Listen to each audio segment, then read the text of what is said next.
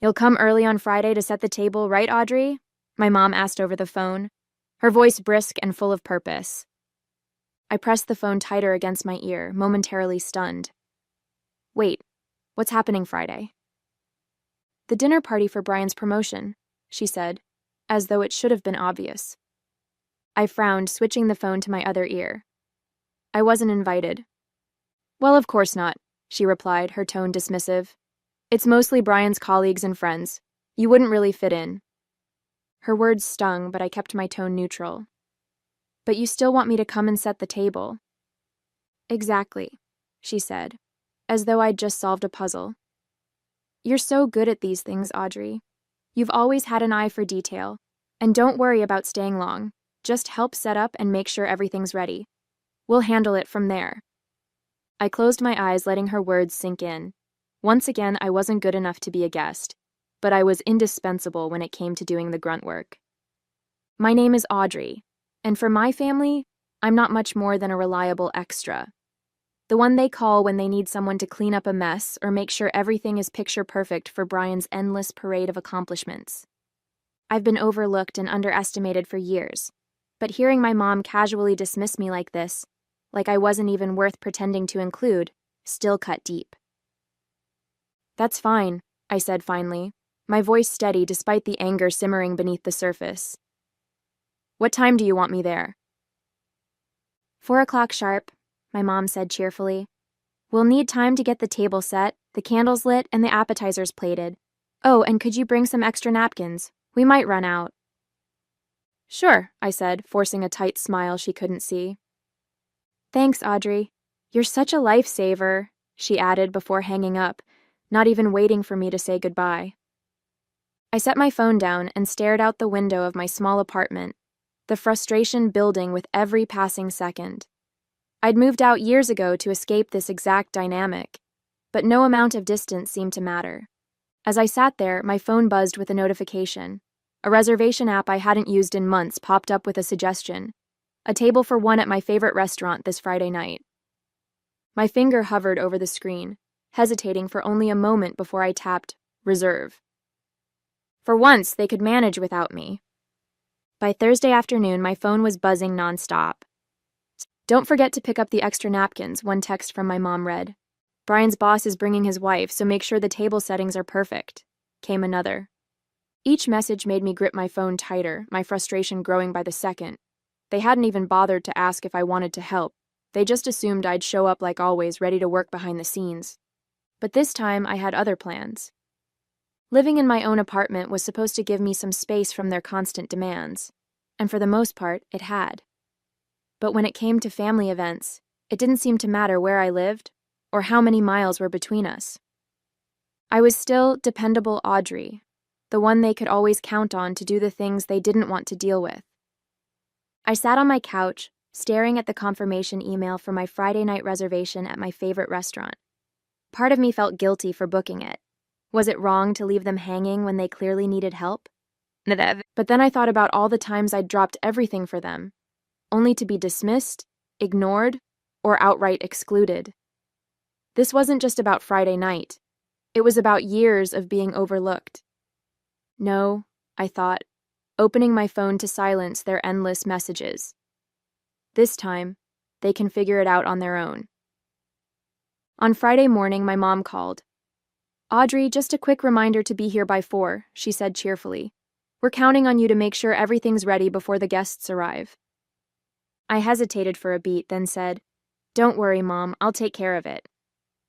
Oh, good, she said, clearly relieved. You always know how to make things perfect. I don't know what we'd do without you. Yeah, I replied softly.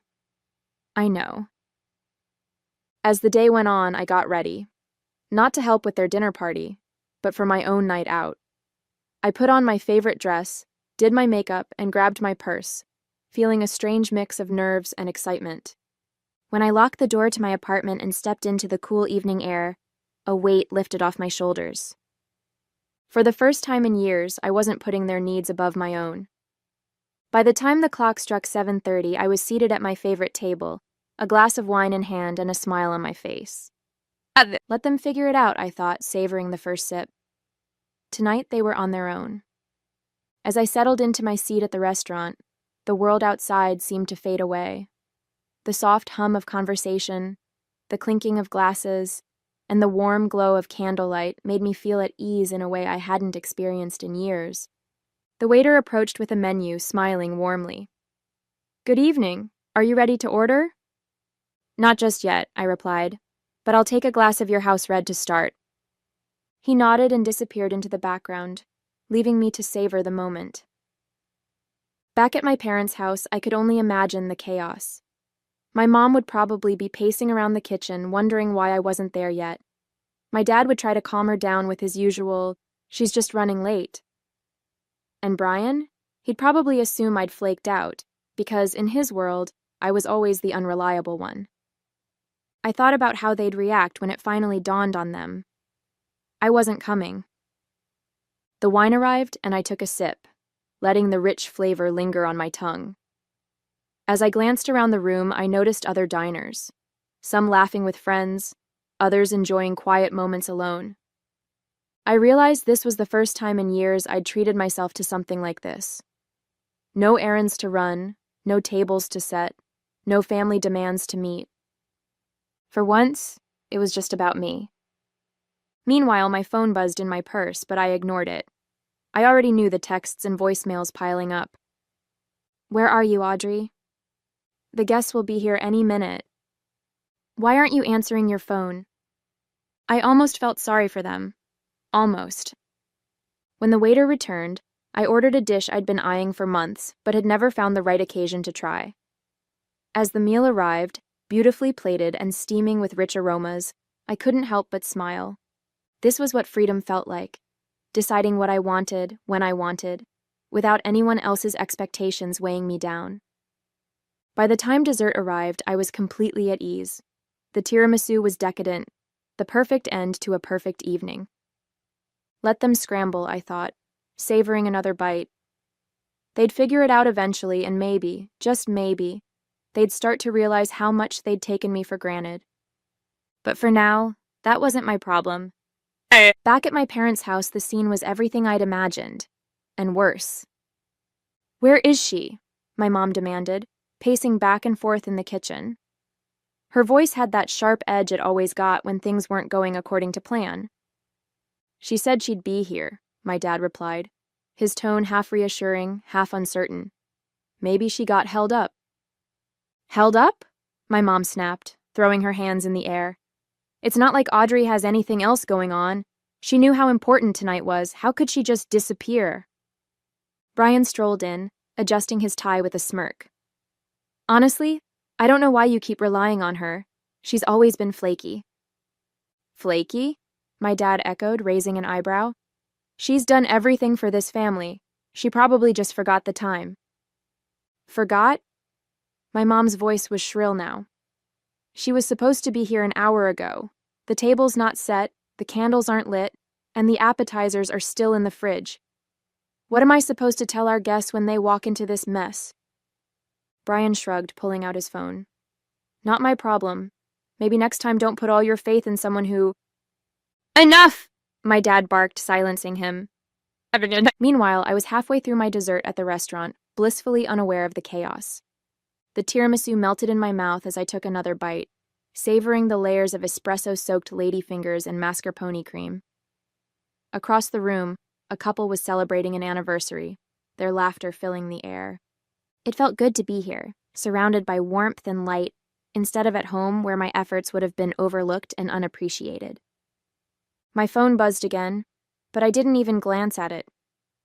Tonight, their emergencies weren't mine to solve. Back at the house, the tension had reached its boiling point. My mom finally grabbed her phone and dialed my number, her hand trembling with frustration. The call went straight to voicemail. "She's ignoring me," she said, staring at the phone in disbelief. Brian snorted. "I told you, unreliable." My dad sighed, running a hand through his hair. "Enough, Brian. Let's just focus on getting things ready. Audrey's not here, so we'll figure it out ourselves." "That's easy for you to say," my mom muttered. "You're not the one who has to explain this disaster to our guests." The doorbell rang, And the first guests arrived, stepping into a house that was anything but ready. My mom plastered on a smile, but I could tell, even from miles away, that she was seething inside. I could imagine her glancing around the unfinished dining room, the unlit candles, and the untouched appetizers, silently cursing me for not being there. And for the first time, I didn't care. As the evening wore on, I took my time, relishing every moment at the restaurant. The server had just refilled my glass of wine when I decided to take a peek at my phone. The screen lit up with a flood of missed calls and text messages. "Where are you? Guests are arriving. Everything's falling apart.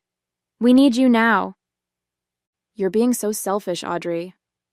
I smirked, setting my phone back down without responding. For years, I'd dropped everything to help them. Tonight, they could manage without me. Back at the house, the dinner party had devolved into barely contained chaos. The dining room table was set, but it lacked the polished touch my mom had been counting on. The silverware was mismatched, the tablecloth was creased, and the candles sat unlit in their holders. "Why aren't the appetizers out yet?" my mom hissed at my dad, who was frantically trying to open a bottle of wine. "I'm doing the best I can," he snapped, the corkscrew slipping in his hand. "You said you'd handle the appetizers." "I said Audrey would handle it," my mom retorted, her voice sharp. "But she's not here, is she?" Brian, seated at the head of the table with a drink in hand, rolled his eyes. "Just calm down. No one's going to care about the tablecloth or whatever. Can we just start eating?" "Brian, this is your dinner party," my mom said, her face flushing with frustration. "You could at least pretend to care about the details." "Maybe you should have invited someone who actually knows how to throw a party," one of Brian's friends muttered under his breath, loud enough for my mom to hear. Her eyes widened, and for a moment she looked like she might explode. While they scrambled to salvage the night, I was indulging in a decadent slice of cheesecake at my table. Across the room, I overheard a couple chatting with the waiter about their travels, describing the beauty of the Amalfi Coast. The conversation sparked something in me, a longing to experience more of life beyond the narrow box my family had kept me in. I made a mental note to add travel to my list of priorities, along with continuing to prioritize my happiness. As the dinner dragged on, my phone buzzed one last time. This time, it was a text from my dad. "We're sorry, Audrey. We shouldn't have assumed you'd handle everything. Can we talk later?" I read the message twice, my emotions a mix of satisfaction and vindication. For the first time, it seemed like they were starting to understand what they'd taken for granted. But tonight wasn't about them. It was about me. With that, I turned my phone off and signaled the waiter for the check. By the time I left the restaurant, the air outside was crisp and quiet, a welcome contrast to the chaos I imagined was still unfolding back at my parents' house. I strolled to my car, feeling lighter than I had in years. For once, I wasn't weighed down by their demands or expectations. Tonight, I had chosen myself, and it felt amazing. As I started the engine, my phone buzzed again. I debated ignoring it, but decided to check. It was another message from my dad. "Dinner's over. Your mom is furious, but I think she understands now. Can we talk tomorrow? Please." I exhaled slowly, a mix of emotions swirling inside me. Was this genuine regret, or just another attempt to pull me back into the role they'd always expected me to play? I put the phone down without responding. Tonight wasn't about fixing things with them. It was about proving to myself that I didn't have to live under their thumb anymore. Back at the house, the fallout from my absence was in full swing. Guests had left earlier than expected, citing early mornings and long drives. The kitchen was a mess of half-empty plates and wine-stained glasses, and the once pristine tablecloth was now crumpled and dotted with spills. Brian had retreated to the living room, scrolling on his phone without a care in the world, while my mom stood in the kitchen, glaring at the disaster in front of her. "This wouldn't have happened if Audrey had been here," she muttered, slamming a plate into the sink. "Maybe," my dad said, leaning against the counter. "Or maybe we shouldn't have expected her to handle everything in the first place." She turned to him, her eyes narrowing. "What's that supposed to mean?" "It means," he said slowly, that Audrey has done more for this family than any of us give her credit for, and maybe it's time we start appreciating her instead of taking her for granted. My mom opened her mouth to argue but paused, her expression softening just slightly. By the time I got home, the messages had stopped. I slipped off my shoes, poured myself a glass of water, and sank into the couch, feeling a deep sense of calm. The night hadn't been perfect. It wasn't like one dinner would change years of being overlooked. But it was a step. For the first time, I had set a boundary, and it felt like the start of something better. As I turned out the lights and headed to bed, I thought about my dad's last message. Maybe I'd call him tomorrow, but tonight I was content to let them sit with the realization of what life was like without me holding it all together. Let them figure it out for once. The next morning, I woke up feeling unusually refreshed. No barrage of texts or missed calls greeted me, which was a small but satisfying victory in itself. I brewed a cup of coffee and sat by the window, watching the early sunlight filter through the curtains. For once, there was no weight of expectation hanging over me, no list of chores I was expected to complete. It felt good, peaceful even. By mid-morning, my phone buzzed. It was a call from my dad. I hesitated for a moment before picking up. "Hi, Dad." "Hey, Audrey," he said, his tone unusually soft. "Do you have a minute?" "Sure," I replied, keeping my voice neutral. "I just wanted to apologize," he began. "Last night, we shouldn't have assumed you'd drop everything to help. That wasn't fair to you." I blinked, momentarily caught off guard. My dad wasn't usually one to admit fault, especially when it came to family dynamics. "It's okay, Dad," I said, though my voice wavered slightly. "I've just been feeling invisible lately, like I'm only valued for what I can do for everyone else." "I know," he said, sighing heavily. "Your mom and I talked about it after the guests left. We realized how much we've come to rely on you without ever really acknowledging how much you've done."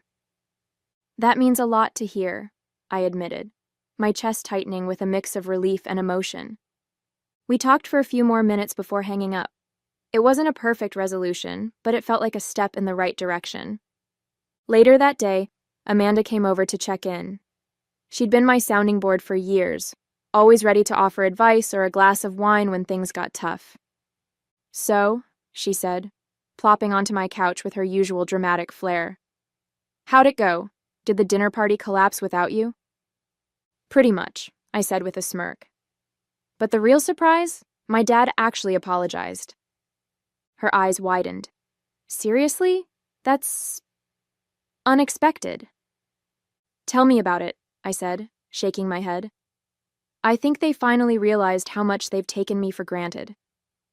"Well, it's about time," Amanda said, raising an imaginary glass in a toast. "To Audrey, the unsung hero." As the day went on, I found myself thinking more about my dad's apology. It wasn't everything, but it was a start. I decided to text him later that evening. "Thanks for the call, Dad. It meant a lot. Let's talk more soon." His reply came quickly. "Anytime. We owe you more than an apology." It wasn't much, but it felt like a turning point, a small but meaningful shift in the way my family saw me. That night, as I curled up on the couch with a book, I felt a sense of calm I hadn't experienced in years. For once, I wasn't carrying the weight of their expectations, and it felt freeing. Maybe things were changing. Maybe they weren't. But either way, I knew one thing for sure. I'd never let myself fade into the background again. The following week, I decided it was time to have a proper conversation with my mom. My dad's apology had been a good start, but I knew she was the one who really needed to hear me. I called her on a quiet afternoon. She picked up on the second ring, her voice as brisk as ever. "Audrey, I wasn't expecting you to call. Everything okay?" "Yes, Mom," I said evenly, "but I think we need to talk." There was a pause on the other end. "About Friday?" "Among other things," I replied. We met for coffee at a small cafe near her house. She arrived looking slightly defensive, her posture stiff as she sat down across from me. Your father said you were upset, she started, skipping any pleasantries. I wasn't just upset, I said, cutting straight to the point. I was hurt, Mom. I've spent years doing everything for this family, helping at events, cleaning up messes, running errands, and it's like none of it even matters unless it benefits Brian. She opened her mouth to respond, but I held up a hand. Let me finish. You didn't even invite me to the dinner. You just expected me to set the table, handle the details, and disappear when the guests arrived. Do you have any idea how that feels? Her expression softened, and she let out a heavy sigh. Audrey, it wasn't intentional. We've just always counted on you to help because you're so dependable. You never complain. That's the problem, I said. I never complain because I was raised to believe it wasn't my place to. But I'm not just dependable, Mom. I'm your daughter, and I deserve to be treated like I matter. Not just for what I can do, but for who I am. She looked down at her coffee, stirring it absent-mindedly. You're right, she said finally. We've been unfair to you. I didn't realize how much we were asking of you without giving anything back. I nodded, feeling a weight lift off my chest. I'm not saying I won't help when it's needed, but I'm done being taken for granted. From now on, I'm setting boundaries. The conversation ended on a surprisingly positive note. My mom apologized sincerely, and though I knew change wouldn't happen overnight, I felt a flicker of hope. Over the next few weeks, things started to shift. My parents began including me in more decisions, asking for my input instead of assuming I'd handle everything. Brian, predictably, stayed indifferent, but I didn't need his validation to know my worth. One Saturday, I stopped by the house for dinner, an actual invitation this time. My mom greeted me warmly, and I noticed immediately that the table was already set. Don't worry, she said with a small smile. We've got everything handled tonight. You're here as a guest. I smiled back, feeling a rare but genuine connection. For the first time, it felt like they were seeing me, not as the helper, but as an equal. The weeks that followed felt like a quiet revolution in my life. The changes weren't dramatic. There were no grand apologies or sweeping declarations, but they were real, and I could feel them in the little things. When my mom texted, it wasn't with a list of demands, but with genuine questions about how I was doing. My dad called to check in, not to ask for help. And even Brian, while still as self-absorbed as ever, seemed to tread a little more lightly around me. One evening, I sat in my living room, scrolling through photos from the dinner party my mom had finally shared. The table had been set haphazardly, and the mismatched silverware was hard to miss. For a moment, I thought about how I would have made it perfect. The polished glasses, the neatly folded napkins, the lit candles. But then I smiled, realizing something important. It wasn't my job to make everything perfect for them anymore. They had managed imperfectly, and they had learned what it felt like to rely on themselves. Amanda came over a few days later, armed with takeout and her usual dramatic flair. So how's life as a boundary-setting queen? She asked, digging into a carton of noodles. Surprisingly good, I said with a laugh. It's weird, though. Now that I'm not constantly running around for them, I have so much more time for myself. Imagine that, she teased, raising an eyebrow. What are you going to do with all this newfound freedom? I've been thinking about it, I said, leaning back on the couch. Maybe I'll take that trip I've always talked about. Greece, Italy, somewhere warm and far away. Amanda grinned. Now that's the Audrey I want to see. Later that night, as I cleaned up the empty takeout containers, I felt a sense of calm I hadn't experienced in years. The version of me who would have bent over backward to make everyone else happy was gone. This new version, the one who knew how to say no, how to prioritize herself, was here to stay. And it felt good. A few weeks later, I got another text from my mom. We're planning a family gathering next month.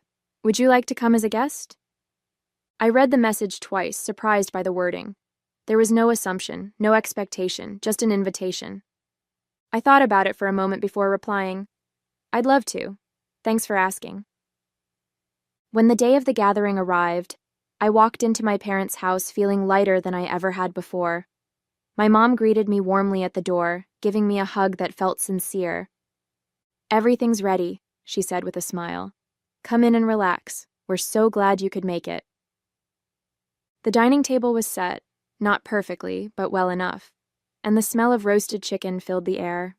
My dad was in the kitchen pulling appetizers out of the oven, while Brian lounged on the couch, chatting with some of the other guests. For once, I wasn't rushing around behind the scenes, trying to make everything flawless. As the evening went on, I found myself enjoying the gathering in a way I hadn't before. I laughed with my dad over a silly story from my childhood, shared a glass of wine with my mom, and even exchanged a few cordial words with Brian. It wasn't perfect, but it didn't need to be. Later that night, as I helped my mom bring out dessert, she gave me a grateful smile. "I'm really glad you came tonight," she said softly. "It's nice having you here, just as you are." The words caught me off guard, but I could tell she meant them. "Thanks, Mom," I said, feeling a warmth I hadn't felt in years. When I left the house that evening, the air was cool and quiet. As I drove back to my apartment, I reflected on how much had changed. My family wasn't perfect, and they probably never would be. But they were trying, and for the first time, I felt like they truly saw me. Not just as someone they could rely on, but as a person with her own needs and boundaries. And for the first time, I felt like I could see myself clearly too. Back at home, I curled up on the couch with a book, feeling a deep sense of contentment. The version of me who had walked out of their dinner party weeks ago was still here, stronger, more confident, and finally free to live life on her own terms. This was just the beginning.